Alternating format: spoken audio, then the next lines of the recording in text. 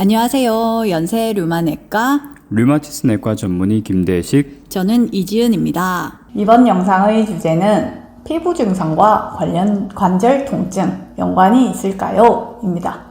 피부 질환, 왜 건선이라든지 홍반이라든지 여러 피부 증상들이 류마티스 질환과 관련이 많잖아요. 네. 그런데 그렇죠. 건선과 피부 질환이 관련이 있을까요?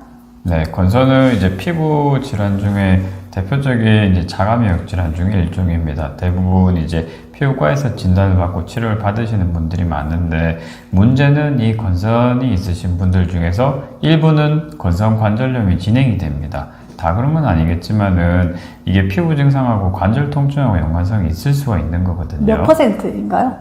대부분 통계마다 다르지만은 우리나라는 보통 10% 정도 봅니다. 그래서 건선 환자분들이 10분이 계시면 그분 중에 한 분 정도는 이제 건선 관절염이 동반이 될 수가 있는 거거든요. 그럼 건선의 심각성과 건선의 중증도 말씀이죠. 건선의 중증도와 관절 증상이 관계가 있습니까? 네, 이게 또 직접 통계마다 다르기는 한데, 이제 건선이 심해질수록 관절 염증도 같이 악화되는 경우가 꽤 많이 있을 수가 있습니다. 문제는 이제 이 건선 관절염이 동반이 되는 것들이 건선 관절염이 악화가 되면 여러 가지 합병증이 생길 수 있기 때문에 문제가 되는 거거든요. 사실 관절 통증이 있는 거는 진통제 드시고 하면서 버티다가 오시는 분들이 많은데, 문제는 이 건선 관절염이 계속 진행이 되다 보면은 관절 염증이 심하게 생기면 관절 손상이 생기는 경우가 많이 있습니다. 건선 관절염 대부분은 손, 발가락 쪽으로 많이 생길 수가 있고, 작은 관절 쪽으로 먼저 침범되는 경우가 많이 있어요.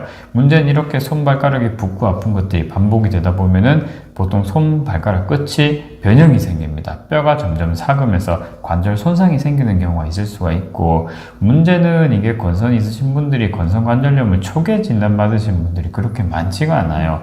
대부분 이제 또 별개로 생각하시겠죠? 그렇죠. 이제 경험 많은 이제 피부과 선생님들께서는 이제 건선 환자분들 보시다가 통증이 동반되고 하면은 건선 관절염 가능성이 있으니까 류마티스 내과를 가보라 얘기하시는 보통은 분들이. 피부과 안 가시는 분들도 많잖아요. 그렇죠. 이 약국에서 연고 사서 네, 바르시고. 그냥 연고 바르고 그냥 버티다가 원래 그런 병이겠지 하다가 이게 또 진행이 많이 돼서 오신 분들이 대다수거든요. 문제는 그렇게 해서 관절 손상이 한번 생기면은 다시 회복이 안 되기 때문에 문제가 되는 겁니다.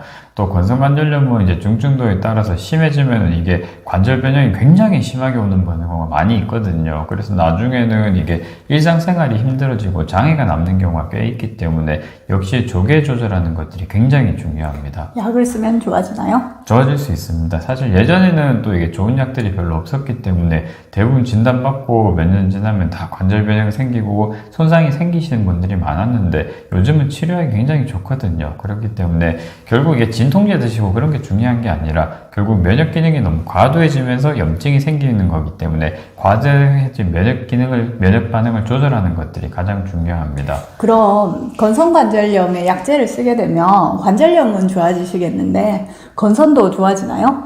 이게 약간 연관성이 있는 경우가 많아요. 그래서 또 이제 우리가 많이 쓰는 것들이 생물학적 제제, 이제 요즘은 또 많이 쓰는데, 그런 생물학적 제제들을 건선에 쓰면은 건선관절염도 같이 좋아지는 경우가 있고, 근데 또 이제 건선관절염 저희가 치료를 하면은 건선도 같이 회복되는 경우가 많이 있습니다. 중증도와 연관성이 있을 수가 있고, 또 약간 치료가 또 결국은 면역 기능을 조절하는 것들이 연관이 되어 있는 거기 때문에 통증만 조절하는 게 문제가 아니라 결국 과도해진 면역 기능을 조절하는 것들이 중요합니다. 그럼 건선관절염은 또 어디에 침범이 될 수 있을까요?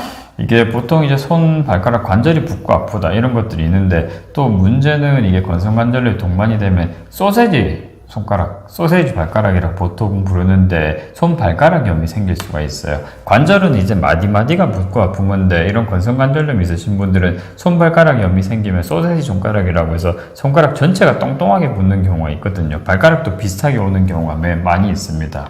그래서 보통 이렇게 손발가락이 똥똥하게 붓지 않으세요? 그러면 그러고 맞다. 그러고 그렇게 말씀하시고, 아침에 많이 붓는다고 하시고. 그렇죠. 많이 붓고 아픈 게 계속 반복이 된다고 하시고, 그냥 혈액순환 혈관장애가 생겨서 그런 줄 알았다. 그런 분들이 많이 있는데 혈액순환이 안 되어서 붓는 줄 알았다고 하시는 분들도 있고. 네, 그렇죠. 그런 게 아니라 결국은 면역기능 때문에 염증이 생기는 겁니다. 이 손발가락 염도 반복이 되다 보면 손상이 더 커지는 경우가 있거든요. 이게 특징적으로 뼈 손상이 생기는 경우가 많이 있기 때문에 조절이 돼야 되고, 또 이게 건성관절염은 또 진행이 되면은 또 어느 쪽에도 문제가 생길 수 있을까요? 안과 질환이 생길까요? 그렇죠. 이게 그 포동망염이라든지 홍채염 같은 염증이 건성관절염에도 같이 오는 경우가 있습니다. 그렇기 때문에 저희가 건성관절염 진단 받으시면은 저희가 보통 안과도 같이 한번 의뢰를 드리고 안과 검진도 한번 저희가 권유를 해드립니다. 그 외에도 이게 다른 폐라든지 다른 장기 쪽으로 같이 침범이 되는 경우가 있을 수 있기 때문에 역시 말씀드린 것처럼 진통제만 드시는 게 중요한 게 아니라 확실한 진단과 치료를 받으시고 과도해진 면역 기능을 조절하면은 전반적으로 호전이 될 수 있다. 다른 합병증을 막을 수 있다. 그렇기 때문에 뭔가 건선 진단을 받으셨는데 관절이 붓고 아프다, 증상이 반복된다, 손발가락이 계속 똥똥하게 붓는다, 그런 것들이 있으시면 꼭 한번 류마티스 내과를 찾으셔서 확실한 진단을 받아다 보시는 것들이 좋겠습니다. 어쨌든 피부 증상이 있으면 아니죠. 피부 증상이 반복된다면 어떤 피부 증상이든지 금방 반복된다면 류마티스 질환과 관련성이 있는 거겠죠? 네, 그렇죠. 연관성이 면역 기능 이상이 생기면서 피부에도 같이 다 반복되는 경우가 있기 때문에 연관성이 있는 경우가 많이 있습니다. 그렇기 때문에 꼭 한번 면역 기능 이상이 있는 건 아닌지 체크를 한번 해보는 것들이 좋겠습니다. 네. 이번 영상은 여기까지 할까요? 네, 이번 영상은 이번 여기까지. 영상은 여기까지입니다.